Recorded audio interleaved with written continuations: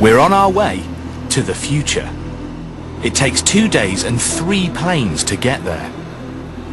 You fly to Tokyo, turn right, and pass over the base of the Japanese space program. The destination? Yakushima Island.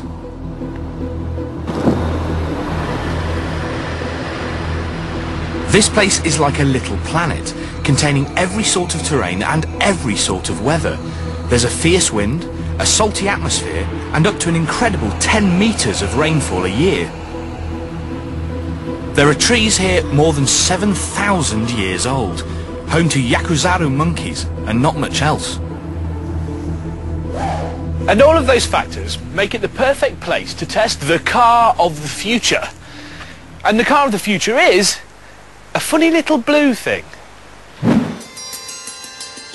This is a Honda FCX, and actually the futuristic bit is what's under the bonnet. No internal combustion engine here. Instead, there's a thing called a fuel cell, which doesn't run on petrol or diesel, but hydrogen. And rather than chucking out CO2 or particulates, the only emission is water.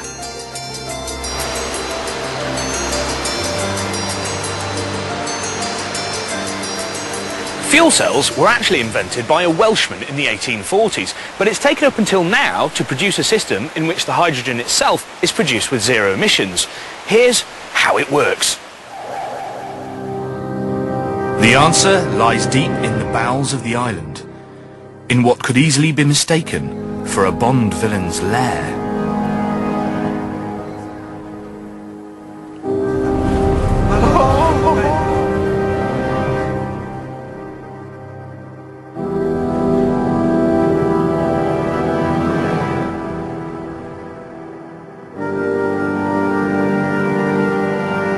In actual fact, this is a hydroelectric power station, and this turbine is essentially Yakushima's drive shaft. The enormous rainfall levels are enough to generate a colossal 1,200 gigawatt hours of power. Except there's actually not that many people on the island, and they only use about 30% of the electricity they produce. Now, you can't keep electricity on shelves, so they decided to put the excess to good use. They use the leftover electricity to zap water in a process known as electrolysis, splitting H2O into its constituent parts of hydrogen and oxygen. And the hydrogen is put into a tank at a filling station, which you then use to fill up your car. Now, if I'd just like to demonstrate for you here, first you have to take this earth lead, which looks a bit like a set of jump leads, but the other way around, and clip it on here to prevent any nasty static electricity setting fire to anything. And then you take the hydrogen refueler, big lock off, plonk it onto there, lock that down. Right, now that's running, and that takes about 3 minutes to fill the hydrogen tank. Let me explain how that works. Now, handily, there's a great big drawing down the side of the car to help me explain. Here's the hydrogen tank, and hydrogen gets forced through the fuel cell when it's combined with air, and it produces two things. The first being electricity, which goes to the front to power the electric motor, makes the car go, and the second comes out the back. Here is water. If you think CO2 from cars is turning the world into a greenhouse, then I'm sure you'll be delighted to hear that.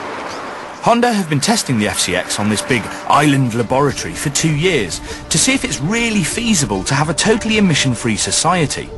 They reckon this is now the most advanced fuel cell in the world and the sort of car that we could all be driving in 10 years' time. But what's it actually like? This is the sum total of thousands of hours of brain power of Honda's R&D. It's worth millions of pounds, and they've given me the key, which is deceptively normal. Let's find out what the future drives like. Normal, put in the key and turn it on, and nothing. Oh, it says system check, lots of pretty lights. There's a bit of whirring, not okay, it says ready to drive. So, put on the brake, put it into drive, and I guess we just press the throttle. Oh, and away we go. It works. And it's very quiet.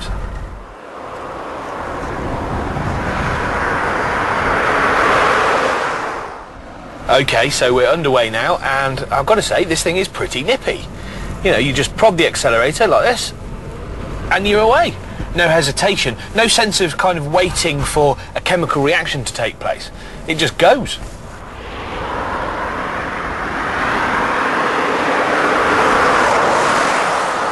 It's got about 100 horsepower, a 240 mile range, and it'll do about 100 miles an hour. But one thing they haven't got for it is a 0 to 60 time.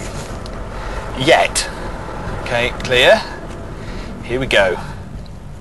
FCX, totally unofficial, non-scientific test.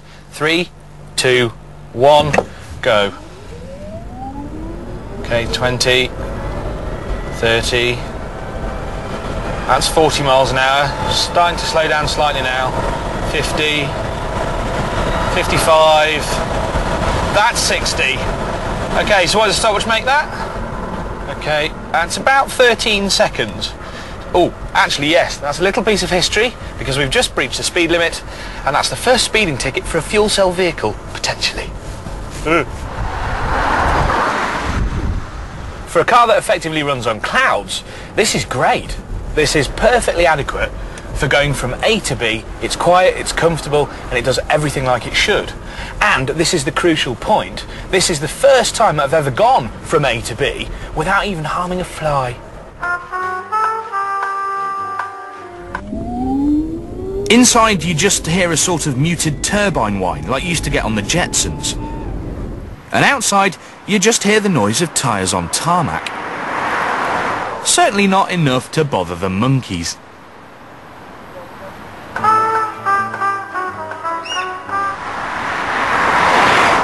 All the time I'm driving, I've got that one tiny nagging doubt. With all that hydrogen stowed under my seat, I feel like I'm sitting on top of the Hindenburg. In fact, the FCX has been properly crash tested, ensuring that the people inside and the hydrogen tank in the back aren't going to blow up. It seems fuel cells are the future, and to find out more about the plans for hydrogen, I was told to visit a wise man.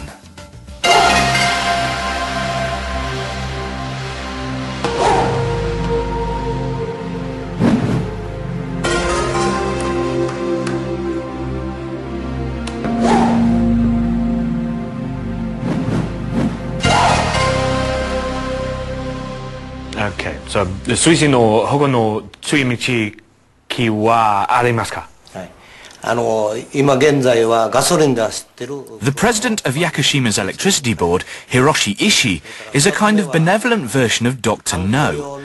He's getting very excited by the prospect of his empire providing so much useful fuel, as I found out. So he's basically saying that it can produce hydrogen to power cars, buses, and get this, even rockets to go up into space. You did say that, didn't you? That means yes. Yes, he really did mean emission-free space rockets. Of course, not everywhere in the world is blessed like Yakushima with an excess of rainfall to create hydrogen cleanly. So there are plans afoot to build home energy stations which create hydrogen using solar power. Then you just fill up your fuel cell vehicle in your garage.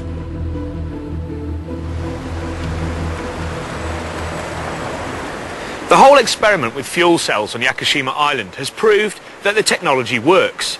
Hydrogen as a fuel is within our grasp. It's not just boffins daydreaming, it's real, and I know.